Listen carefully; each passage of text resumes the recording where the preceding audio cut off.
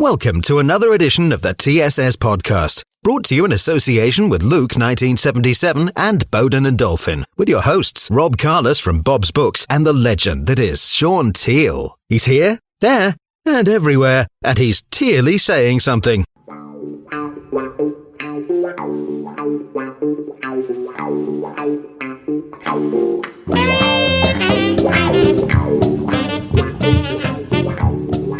Teale, what about that beautiful singing off the fans at Villa Park last night then? Hello and welcome to this week's edition of the TSS podcast. You all know the abbreviation by now. It is the Shaun Teale, Tealey Sayin something podcast. We are here tonight doing a live show here at the Witton Arms just before the PSG versus Aston Villa game, and I'd like to introduce some fans who are going to sing some songs about Shaun Teale. He's here, he's there, he's everywhere. Shaun Teale, Shaun Teale. He's here, he's there, he's everywhere. Shaun Teale, Shaun Teale. It was great, wasn't it? Coerced by yourself, obviously, but you know they certainly sang it well. Well, I mean, we've obviously just had the introduction there, which is slightly different to the way that we normally do it. I did coerce those fans in coming over, especially when I said to you, right, we'll do the intro to the show now. And then they were just sitting down, trying not to look at me. But, you know, every time I was like, you know, getting my hands in the air, come on, get over here. But yeah, it was a good... it was thousands of them. Well, that's Aston Villa for you, Chris Browne. And Chris, how are you? I mean, obviously you wasn't there with us last night, but no, I wasn't. Was you there in spirit with us? No, but I did watch the highlights. And yeah, as I said earlier, at 2-1, I thought you'd probably stand a chance, you know, in the second. Yeah. You know, anything can happen. Anything can happen. I mean, 2 goals, it's only 2 goals, isn't it? Yeah, it is. Well, I think it's a bridge too far, personally, but we'll come on to that in a minute, effectively.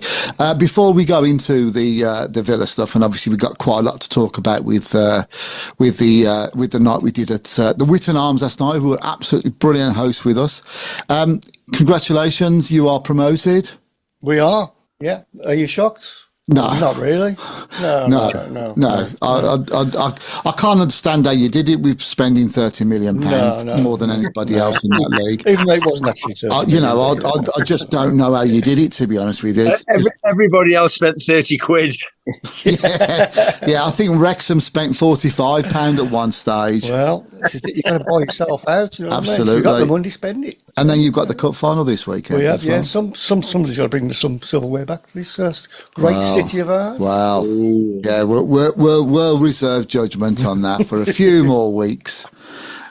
So Villa Park last night, the Witton Arms last night, we had about 200 people there in the end. So, you know, for a Wednesday night, I mean, obviously you were the fans that were singing and standing with me and Teale at that introduction.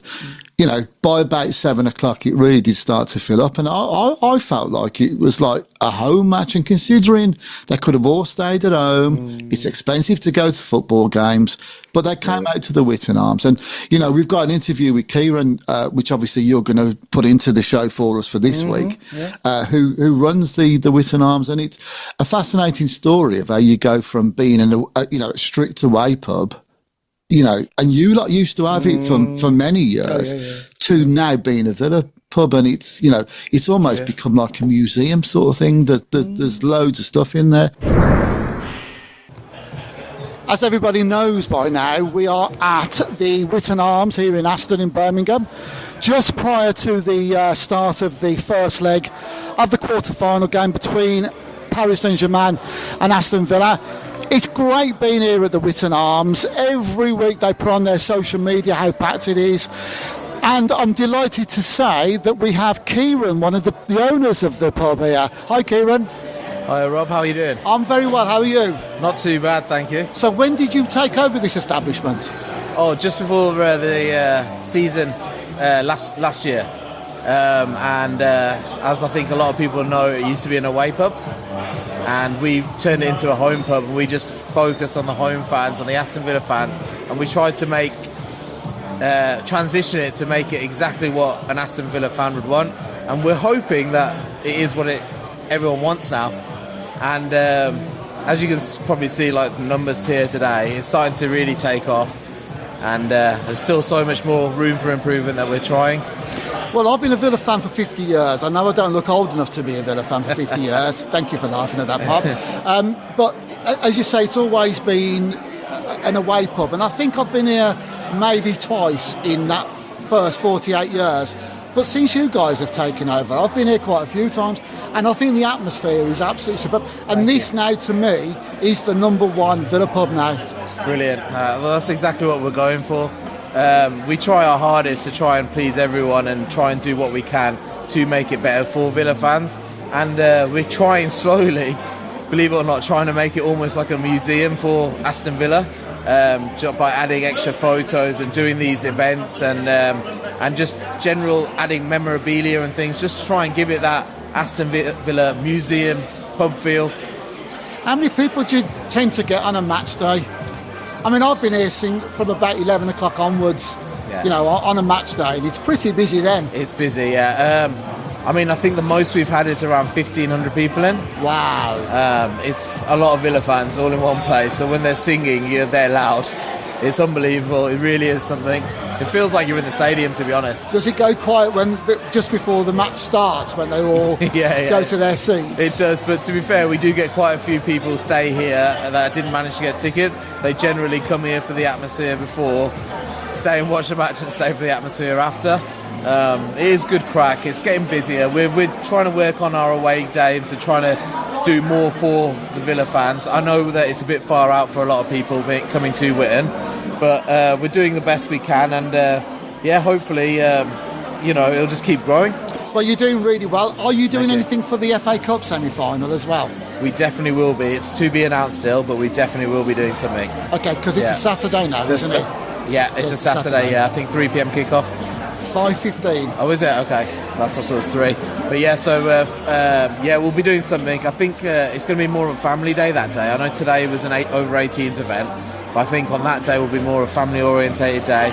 We might have a bouncy castle for the kids and barbecue going on and things like that. But it will be packed in here. It was really busy for the quarterfinal, so it'll be really, really busy for the semis. Yeah, fantastic, and well done for taking over this pub and making it completely Villa-centric. Hats off to you and your family for that. Thank you. Cheers, Kieran. Cheers, mate. Thank you. So we had a good night, didn't we, Shaun? We certainly did, yeah. Kieran and his staff were brilliant with us. And considering, as you've just said, considering they only switched it over 2 years ago from an away pub to a home pub, it's really took off, and it's just a great place to watch the game if you can't get match day tickets, They did some social media this morning that came out, and it was prior to us scoring a goal. And it shows all the fans celebrating, and there's quite a lot of you on there as well, Shaun. I don't know if you've seen it. I'm jumping around with my ball patch. Yeah. Do you know what? I loved it, Shaun, when we scored. I mean, I know you're a Villa fan, and I've only ever been to matches with you when we've been in the freebie end, right? Yes. But to see you last night with fans, I saw no difference in the way you celebrated to somebody that comes from Aston, that has been there for 50 odd years or whatever. It was just truly wonderful to see, and to have that conversation with you about, the fact that it was wave after wave of PSG coming forward, and you explaining to me from that football point of view, that doesn't bother you. It's just them getting behind you, effectively. Yeah. So I mean, it's good night. I think if teams just play in front of you and don't threaten to get in behind, I think you can be pretty comfortable. Set your 2 lines of 4 out, and I think you can hold on to a lot of things. It changed second half because obviously they changed it and got in behind us an awful lot more. Hence why they scored 3 goals. Yeah, exactly. I have to say they were 3 fantastic finishers. So superb. It's a growing thing for the club. It's first year back in Champions League. We've got to the quarterfinals. Nobody gave us a cat and hell's chance to get in there. So, it's building blocks, small blocks, little paces at a time. Yeah. Well, we said that last night, didn't we, when we had the 10 minutes before the start of the match where we, hosted a Q&A with the fans. We mentioned that. But let's get straight into the Champions League. But just before I do, big thank you to Paul Ryder, who put everything together on that yesterday. And we owe him some commission for the way he bullied people in buying our books. But that was good. It was just little threats, wasn't it? Buy a book or else. Yeah, he knows how to do it, doesn't he? Yeah, he did. It was brilliant. So big shout out for Paul for putting that on last night. It was fantastic. Do you know what? For all of us here at the Tealey Sayin Something podcast, one thing that we love is working with some great partners. And one of them is the brilliant Paul Ryder from RPG Promotions, who has put this event on tonight at the Witton Arms for the PSG Aston Villa game. Paul, welcome to the Witton Arms. I know you're a Liverpool fan. I have to get that in first. And you've been taking the mick out of me all day, building all this up. What do you think is going to happen tonight then? Right, so it's a tough. If Villa can stay in the game, and take a 2-1 defeat, 1-0 defeat back to Villa Park, they've got a chance. But it's going to be tough. It is going to be very, very tough for them tonight. I'm going to predict... Sorry, Villa fans. I hope Villa win. I really do. But I'm predicting a 2-0 victory to PSG tonight. Sorry. Yeah, I think most people are looking at them to be favourites in the first leg, particularly as they're at home. I think they're going to be favourites to win it, if I'm being honest. Well, with the result last night at Real Madrid, they look like they're going out. Well, I think the thing is with PSG this season is they're playing as a team now, aren't they? They've got no one-man team. They've got no... Mbappe's not there. Who's the other Brazilian that left? Neymar. All of them have gone now. So they're playing as a team. They're not playing as individuals. They were like the Galacticos, yes, weren't they? There was the French version of Real Madrid, wasn't there? But I just think it's going to be tough tonight. I really hope Villa gets some. It's going to be very tough. I just think Paris Saint-Germain attacking wise going forward. I mean, look what they did to Liverpool. I know Liverpool won the first leg 1-0 and defended really well. I just don't see Villa defend. I don't think Villa can defend. They have to attack. And if Villa attack PSG, they're just going to pick them off. It's a tough one. I hope Villa do something, but I just can't see anything but a PSG win tonight. Okay, and also as well, the big thing that you do here in the Midlands, and in particular for Aston Villa and Birmingham City, you put on some great events with all former players and things like that. And of course, a bit of a shameless plug for us as well. We've started to work together on books of footballers. Books. So we've got a lot of exciting things coming up, Mr. Ryder. A lot of good things coming up. Like you say, we've got the books. So we've got obviously Martin. Sorry, Villa fans. Yeah, you can say it. Martin Granger for the first one. We got good Chris Kirkland. That book will be very, very good. Obviously, John Gregory's now on board, and a few others. And then obviously you've got the events. So.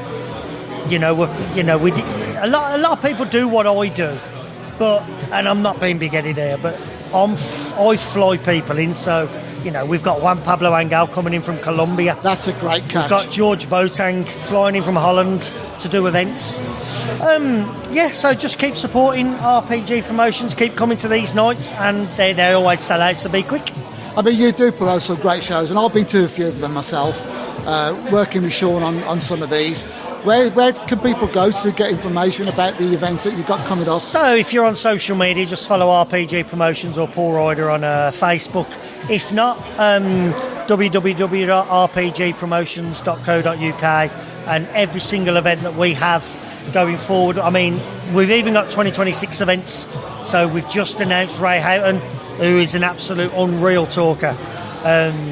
We've announced him for next year, so yeah, it's all looking good, mate. And we can give fans a bit of a flavour of the John Gregory night that we're going to be having. So when we agreed to do the book with John, as you know, when we do the actual book launch, he's going to bring his band with him. Yeah. So it's a little bit different. It's going to be very different. I've heard they're quite good. Yeah, very good. I've heard they're very, very good. So we'll see. I had him and Brian Little an event at the King's Standing Inn actually early last year, and he brought his guitar and he was going to sing, but obviously we ran out of time. Tom Ross was comparing it, so he just goes on. So we ran out of time. We love you really, Tom. We ran out of time, so we didn't do it. But I've heard they're quite good. I've heard they're very good, to be fair. So Yeah, well, looking forward to it. I've heard him playing. It's going to be a great night when we get to that one. Well, Paul, well done for putting this night on tonight. Thank you, Up the mate. Villa. See you later. Right, let's go straight into it then. So this week we've had the first leg of all the Champions League matches, all 4 of them. Let's start off with the Arsenal Real Madrid game. Now, nobody saw this one coming, did they? That's got to be a shocker. Absolutely. No, definitely. I mean, I watched the whole game, and Arsenal were really good on the night. On the flip side, Real Madrid were very poor. Didn't really make that much of a threat to the Arsenal goal. And considering we'd had all this about, Gabriel's out, if he's out, Arsenal got no chance. It didn't transpire that way. And, hats off to Declan Rice. Were 2 sensational free kicks.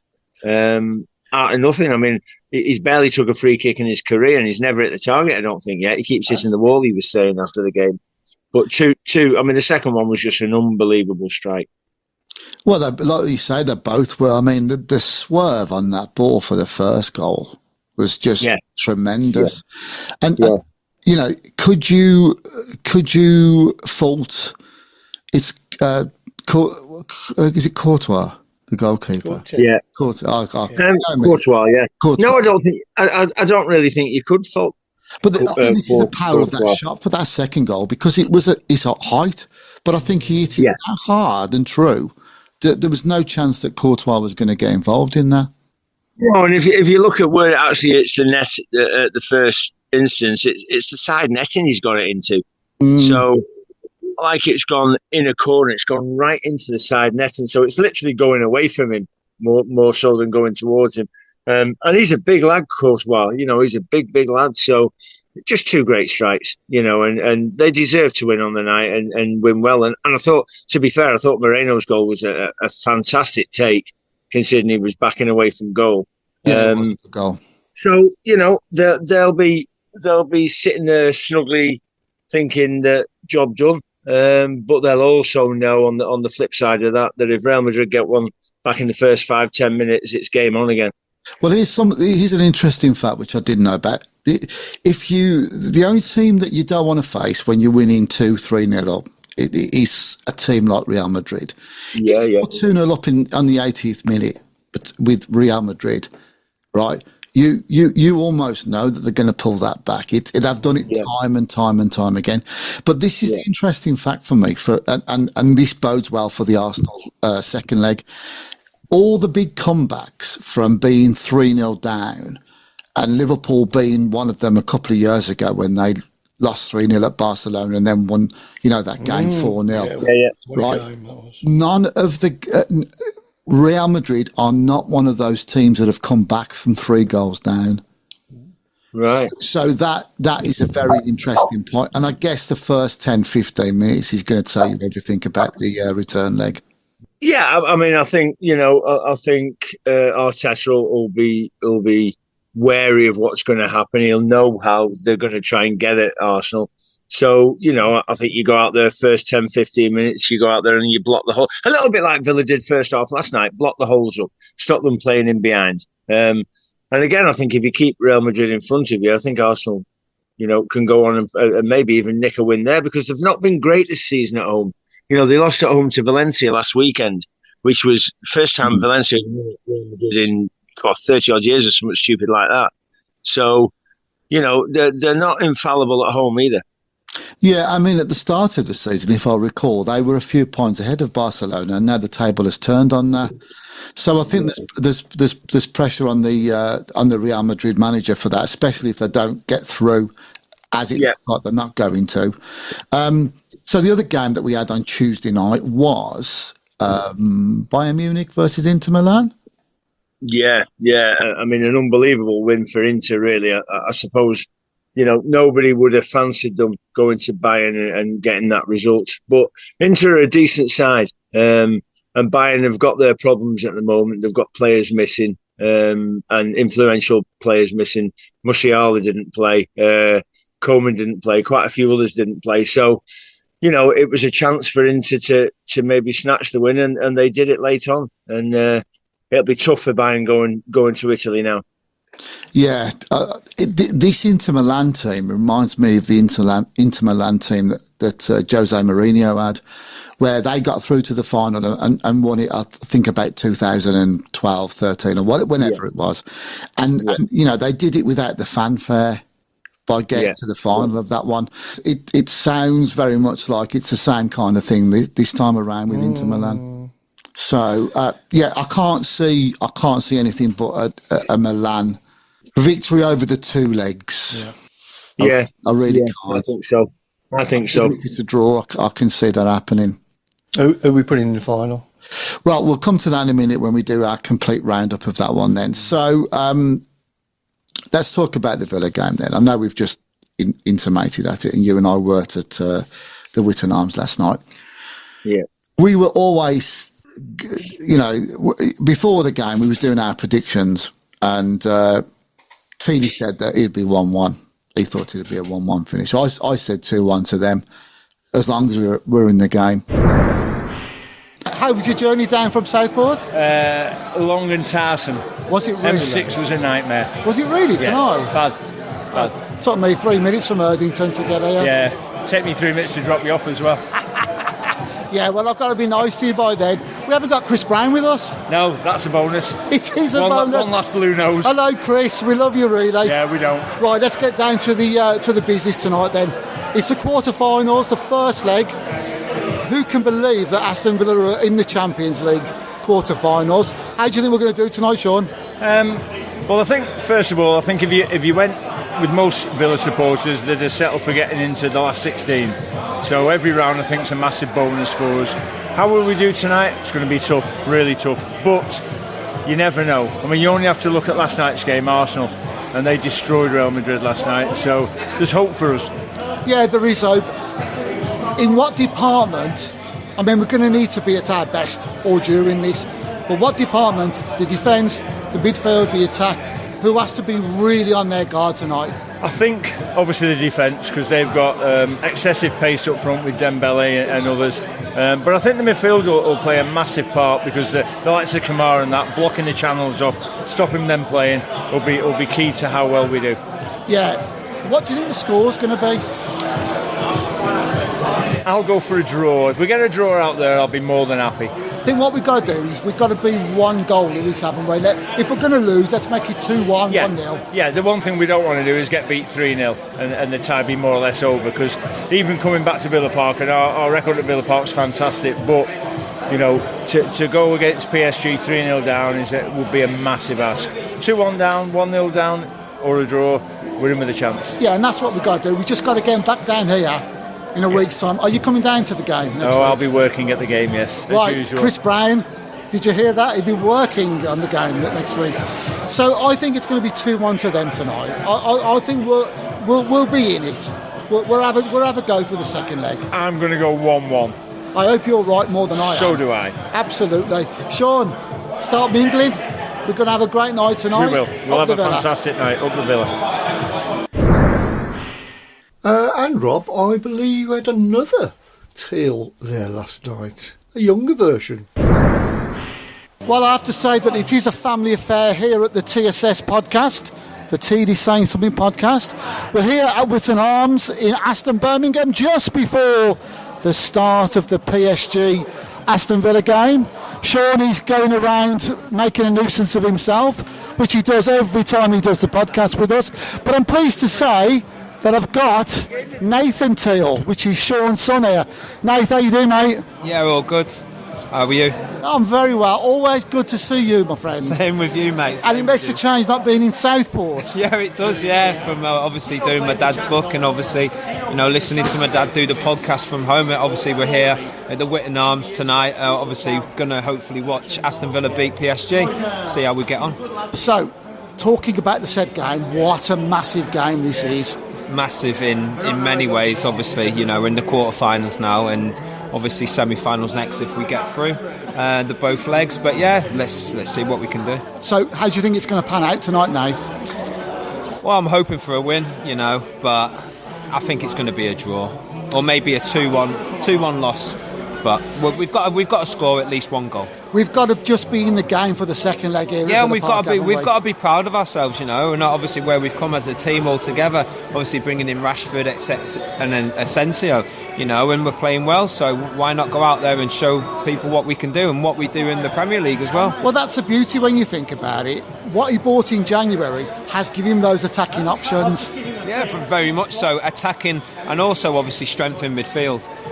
And obviously it's all come together now. So obviously let's see if we can push on a bit further, and hopefully we can and score a couple of goals tonight, and we'll go from there. You know what I mean? We need at least 2, I reckon, tonight. Are you coming down for the home leg? Yes, I am. Yeah. You are. Yeah. Okay.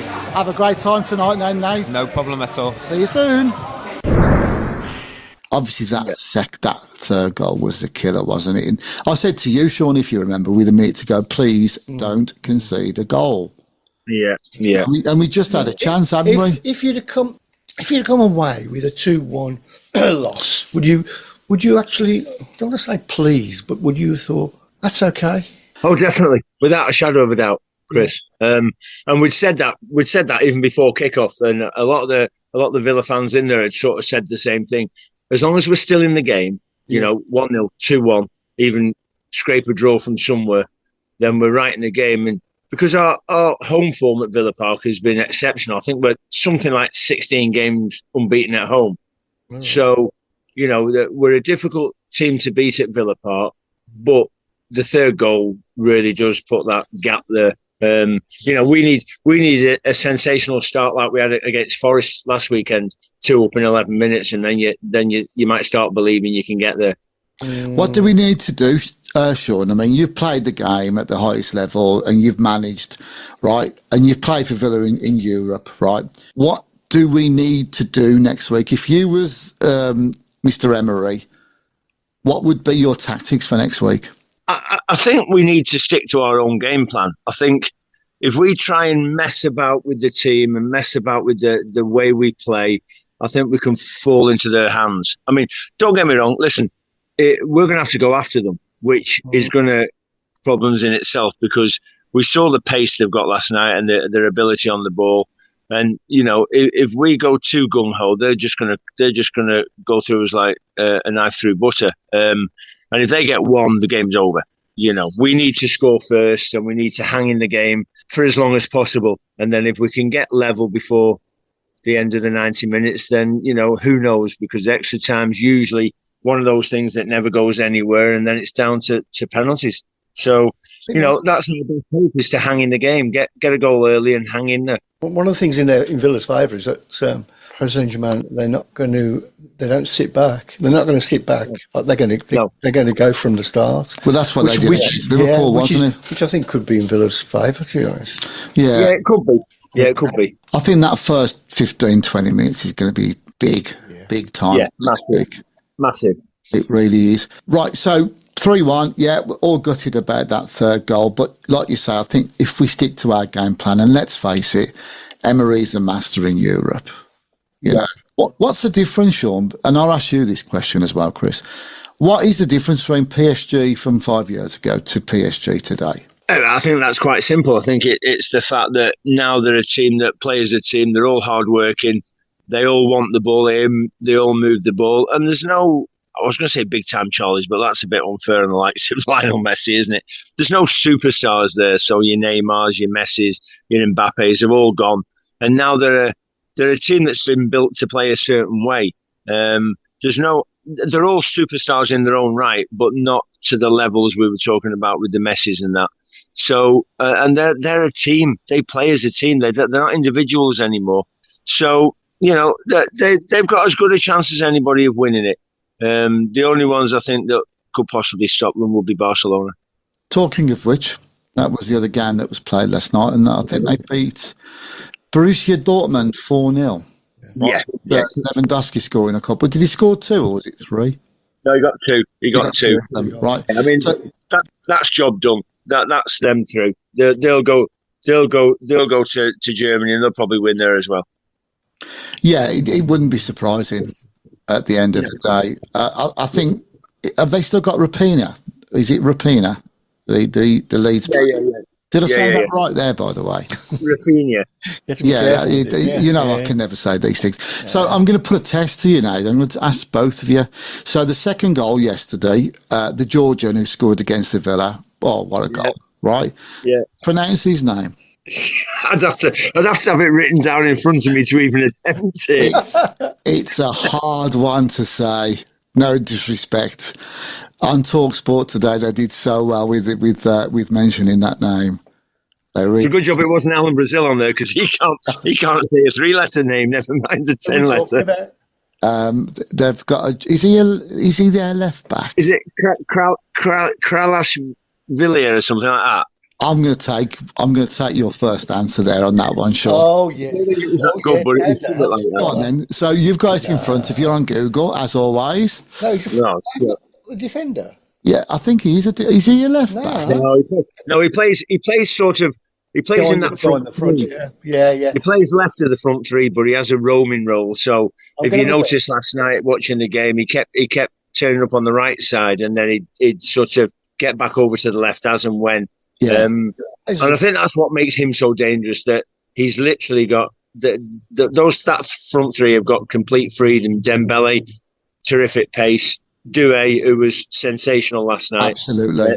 And our friend, the Georgian. Yeah. Right, so I'm going to go. Right, so Chris has brought it up. You know, he loves Google on this show. Then, okay. Go on then, Chris. Okay, I think it's Kvaratskhelia. How about that? Say that in one go. Oh, God. Sounds like... Kvaratskhelia. Something like that. So is it... So... Is his first name and his surname begin with a K? Yeah, KK. We'll call him KK. Yeah, KK. Yeah, Kevin Keegan. We'll do that with him. The Georgian he hasn't got a middle Keegan. name with another K. KKK. Oh, God. Right, moving swiftly on that one then. So we spoke about who we think is going to be in the final. I think the smart money is on Arsenal to play PSG in the one semi-final at this moment in time. And obviously, we truly hope that isn't the case. And Barcelona will play Inter Milan in that one. Yeah. So I'm seeing a PSG versus Barcelona final. And if you take it from a purist football type of thing, what a final that will be. So that's mine there. Shaun. Yeah, I'm with you. I can't see any other outcome. If Villa don't get through, which, you know, is going to be really tough, I can see PSG going all the way and meeting Barcelona in Munich and toss up who wins it. I'd probably go Barcelona. Really? I think that they're a young up-and-coming team, aren't they, Barcelona? Well, again, they're quite a young team. Obviously, they've got Lewandowski, but apart from him, they are quite a young side, Barcelona. That's what I mean, and that's why I think it is PSG's time to win it if they beat us. PSG's average age is only 24. Really? Yeah. He's missing it all, I know. Have you noticed that about Shaun Teale? He knows everything about this is why I'm glad we've got him on the show. Yeah. One of us are going to know what. Right, Chris, say that name again just one more time. Come on. Okay, here we go. Kvaratskhelia. You want to see the way he's doing that, you know? It's like he's a model. I can only do it by moving my hips. I'm glad he's not on the news. What makes it funny, Rob, is it changes every time it comes out. Yes, yeah. That was his brother before. Yeah, that was his uncle. We're game to do that without. I mean, because what he's doing, he's looking. He's got a cheat sheet in front of him, so he's looking at that, Shaun, at this moment in time. He really is. I bet if he googled it properly, he could get it where it gives you a breakdown of how to say it. Yeah, there isn't one of. I have.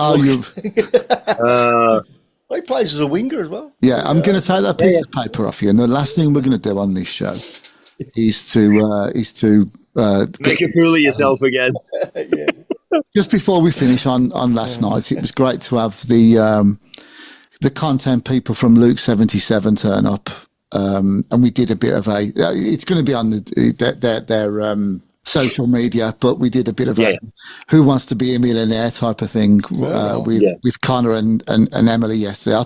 They were great. So thanks for setting that up, Luke. And obviously, you're one of our main sponsors, as is the wonderful Jamie Bowden from Bowden and Dolphin Signs. So there you go. Even your dog loves Bowden and Dolphin Signs as well. Because I'm sat outside and they can hear people walking past and they go mental. Yeah, absolutely. Yep, that's what you have a dog for.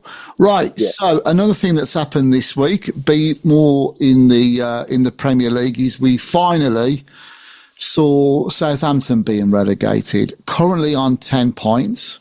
Yeah. So they could break all sorts of records in the next, 7 games that are left.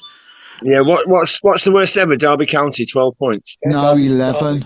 I think 11 points. It's Derby on 11. It's Derby, I think you're right. Yeah, yeah. So my friends at the Hampshire Lions will be loving this, that Southampton are once again relegated, as are the Portsmouth fans that I know down where I live. So that's going to be interesting. But let's face it, Southampton are the first of the 3 to be announced, and it will be that 3. We could have a mathematical thing happen with it, a miracle. But Ipswich beating Wolves 1-0.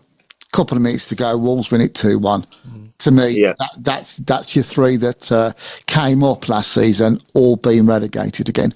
And it is the second season on the trot that all 3 promoted teams have come straight down again. Yeah.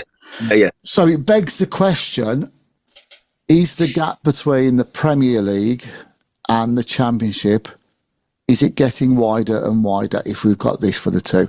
Now, just before we delve into that, we've got 3 teams who are currently vying for the top 2 spaces, and that's Leeds, Burnley and Sheffield United. Now, let's say 2 of those come up and one of the others wins through the playoffs, right? Yeah, I can see all 3 of those coming straight back down next season. Yeah, right? Yeah, I agree. I think the biggest issue with all of this is that obviously you get promoted to the Premier League or you win the playoffs, you get this huge amount of money given to you, which I think it's something like, I think that the playoff game, is it classed as about 180 million? Yeah, something like that. But you can't spend it because of PSR. So these teams coming up are literally doomed before they come up, because they can't spend the money to fortify their squads. So they're going in with, a lot of them go in with more or less the same squads that they came up with. I mean, if you look at Ipswich, I think Ipswich signed Dilap for peanuts, and the lad from Chelsea, and that was about all they signed. So everybody else, and a lot of those had come from League One through the Championship and into the Premier League, because they couldn't invest, because they just weren't allowed to do it. Leicester got away with murder this year, in the sense that they broke all them rules and still got away with it for some reason.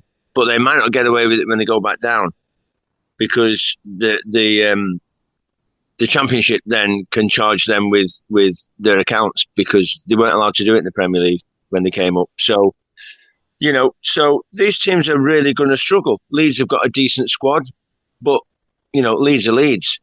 They can implode at any time. There's no guarantees that Leeds will even come up yet, because if they end up in the playoffs, they've never won a playoff, have they? So, I think they're top of the league at this moment, but I think there's about 1 or 2 points in between them and third place.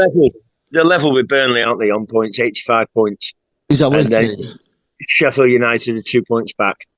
So, but you look at Sheffield United before they went down last year, they were awful. They were getting hammered at Bramall Lane, left, right, and centre, and they've not really improved that much player-wise. So, I think like you, Rob. I think unless something drastic happens, they'll all be doomed again.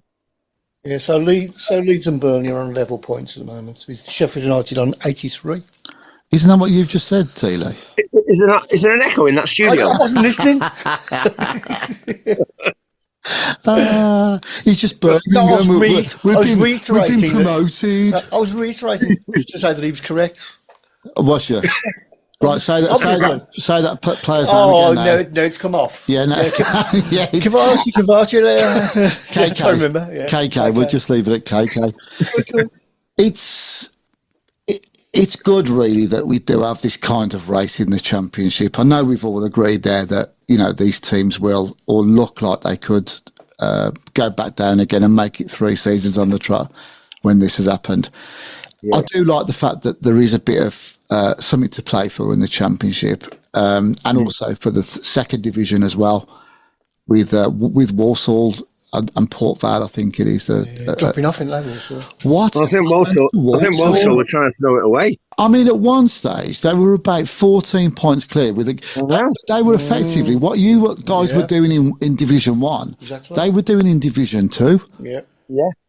And then they're just blowing up. They can't win games. They keep drawing games, don't they? And everybody below Bradford and that just keep churning results out. Yeah, exactly. I mean, I think they lost to who's top of that league? Is it Port Vale at this moment in time? Have I got that? Yeah, Port Vale are top. Yeah. Well, they played Port Vale in their last game, didn't they? And lost 3-2. Yeah. Walsall. Yeah. It's pretty. That is a big implode when you think about it, Chris. So in terms of, I mean, obviously there's a good feel factor, and it does look like you've got a management team in place now that do want to take the club places. How do you think you're going to get on in the Championship next season? Is it that momentum thing, and will you be buying more players? What's your view on what Chris Davis will do? I'm pretty sure that a good 50% of those players won't be there next season. Really? That much? Oh yeah, I think so. If I had to say, I mean, we've just said that. Don't ask me to mention which players, because I don't want to. Chris, what's the financial rules as far as Birmingham going up then? Is there a limit they can spend now? There isn't in the League One, is there? But I don't know about but they're going into the Championship, so surely it changes. Yes, I think there are some rules to apply. Yeah, I'll Google that in a bit. Yeah, along with with the PSG. I really don't know. Yeah, it's Bradford at the top of the league, by the way. Oh, is it Bradford? Yes, so you got that wrong. Oh well, it's not the first time I've got something wrong. Do you realise none of us have taken the urine extraction out of each other tonight? No, I'm building up to the end. Yeah, okay, and we are, because we're going to get you to say that name 5 times on the trot. Yeah. Honestly, we'll get you to do that. Be like the Candyman. We're going to do you with the Candyman, but we're going to make it that player. So you've got to say him 3 times on that one there. Yeah, that is strange what Walsall have done in that league, and we all want Walsall to do well. I think everybody's second favourite Midland team, aren't they? No, they're not. Okay. I mean, the other one as well is look at Coventry's result last night. 94th minute. They win and go into the top 6 of the Championship. So, they've got as good a chance as anyone have been in them playoffs now. We spoke about Frank when he took the job. Do you remember when we had it as one of our talking points, didn't we? 6 or 7 months ago now. Yeah. What a job he has done so far. Yeah. I never think that he's been as bad as what people have made out. I mean, he was very close to Derby. Coming up, if they could have got a second goal against us in that final, Teale, who knows what would have happened on that one. And also as well, when he took over at Chelsea that first time for that season, his raison d'etre was to keep him in the top 4 without spending money, and he did exactly that. So I don't think he's as bad as what people make out. Yeah, I mean, his time at Everton didn't go great, and then obviously. Looking back, he probably thinks going back to Chelsea the second time was probably his worst decision as a manager, because he was on a hiding to nothing. He couldn't get a win out of them. He had so many big name players that just didn't play for him. So I think we said earlier on when we spoke about him several months ago that the Coventry job really was last chance saloon in a sense. If he failed at Coventry, where does he go from there? So, good luck to him. He's got them playing. They're winning games. They're back in the top 6. So they've got a chance. I'd love him to come back up because let's face it, We used to have this thing with Coventry in the 80s and 90s where they hated us and we couldn't be bothered with them. They still hate you? Yeah, well, exactly. Especially you. Yeah, exactly. Just me on my own. Absolutely. It's because I don't go down the chimneys on the 25th in Coventry. It was a big game last night as well. 28,000, which is pretty good for a small time. Yeah, let's face it. Their fans have really suffered over the last 20 years. Yeah. You know. Yeah. So to have no stadium and then to go over to Northampton and then fair play to Birmingham. I always say this, fair play to Birmingham for you guys letting to play at your place. And what I loved about it was they finished above you every season, so they were the best team at St Andrews. You know, but I don't want to obviously dwell on that point, but Coventry were better than you. But that isn't hard to say, is it? What I loved about those times, though, was that, you know, you'd have your fans singing of that. You're sitting in my season that's right, or something like that. They still talk about it. Because you played him in the FA Cup as well, didn't you? Yeah. We were that's right. And we were away, weren't we? At home? Something like that. But you can't knock Birmingham for that one. You know, to help out Coventry is the way they did. You know, I'd love to see Coventry back up there, as I would do every single West Midland club apart from Birmingham. Yeah, I didn't say that. I didn't say that, of course. I never said that. P&S rules do apply in the Championship. Oh, they do? Yeah. Certainly do. I thought so. Yeah, well, okay, so that makes a bit of sense then. Now, we spoke about this a few weeks ago, and I was listening to Talk Sport coming in tonight, just before we finished tonight's show, and then we play the clips from last night's recordings. Right, so we spoke about, it's been confirmed this week that 5 English clubs will be in the Champions League, right? The coefficiency, it's only needed one team to win. Arsenal win, that's it. So it's 5 now, right, instead of that. But according to Talk Sport tonight, if Manchester United even, or Tottenham win the Europa League, they get Champions League football. Now, you disputed this when we... Did you look it up? Or was I looked it up, yeah. So, okay, that's strange because TalkSport were talking about it tonight. So, if that Are they calling Google a liar? Well, the other thing as well, Rob, if Tottenham win that competition they're in, they go in it as well. They were talking about this yesterday on TalkSport. There could be as many as 7 in the Champions League. That's mad. How can it be 7? Because I get the 5. Yeah, and then the winners of the Europa and the winners of the conference, by all accounts, go straight in now. No, the conference goes into the Europa. Well, not according to TalkSport yesterday. It's changed. They had one of those experts on that was saying, no, if such and such win, they'll both automatically go in as champions of that cup. They'll go into the Champions League. I found it a bit strange because that sounds ridiculous, really, 7. It is. So the way it's going, Birmingham will get a place for finishing first in the third division. We'll probably be the only ones deserved to go to that place. Yeah, that's another thing that we can talk about, in the coming weeks. I think we've run our allocated time for tonight, but we've who is going to finish in those Champions League places. That is going to be the only real talking point of the Premier League in the last 7 games of the season. Yeah, and of course our next home game is Newcastle.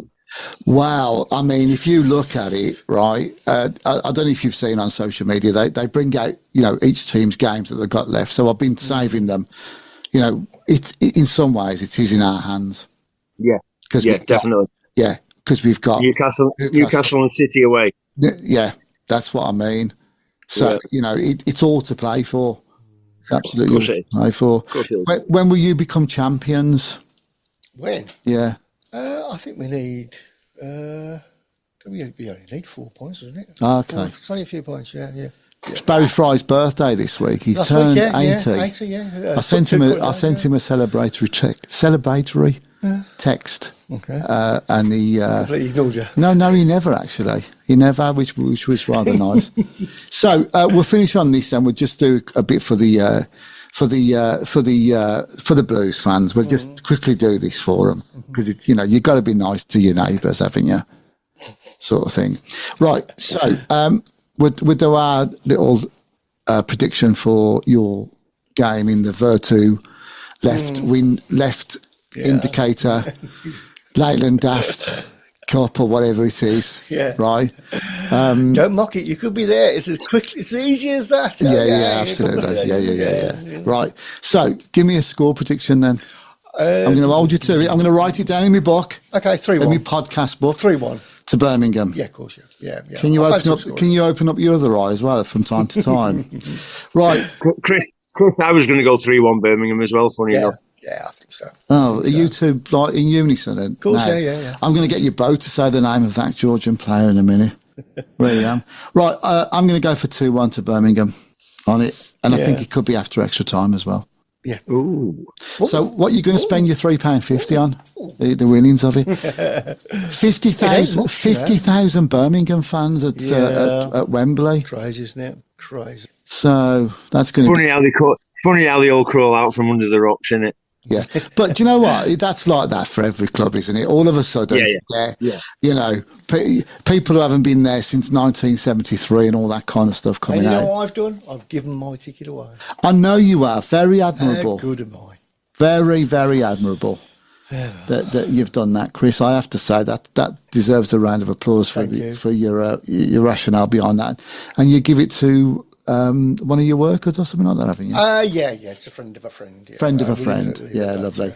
Have you heard about the new Amazon flip series that's coming out? Oh my God, Teale. Right, so before you came on tonight, right, he couldn't wait to talk about this Amazon thing. What? Right, so listen to him, right, we'll give him a quick minute on it, and if you fall asleep, we can always edit it, so don't worry about it. Go on then. So we all know about the Wrexham Amazon Netflix thingy, you know what I mean? So it's going to be one on the Blues. It's the worst kept secret in football. And you've known about it for 6 months? I've known about it for a long time, yes. I know about it. Are you in the know?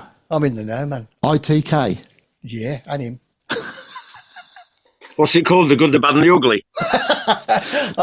We should have run a competition. Just the last two of those. Just the last two of those. What, the Bad and the Ugly? Talking about you two. Whoa. So, just a quick one then, but just before we finish, on that one, do you know what was good at being at the Witton Arms? I've not seen it properly yet. You couldn't hear it because obviously you had Teale and I talking to the fans and whatever, but they showed the BT Sports thing on Villa winning the European Cup in '82. I've never seen it properly. In black and white, was it? I watched bits of it last night. It was very good. He's like Donkey in Shrek. He's going, pick me, Amazon at this moment in time. Right, so next Tuesday then we play PSG. Obviously you're going to be working really hard that night, aren't you, Shaun? Of course, as usual. Yeah.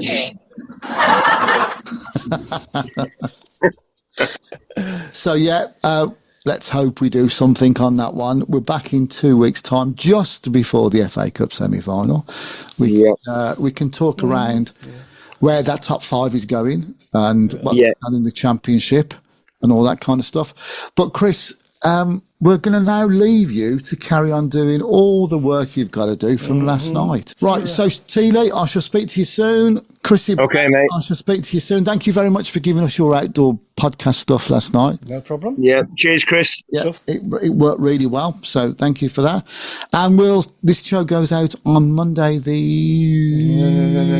Monday. Yeah, Monday. Next Monday. That's all you need to know. That's all you need to know. 14th, Monday the 14th. So there you go.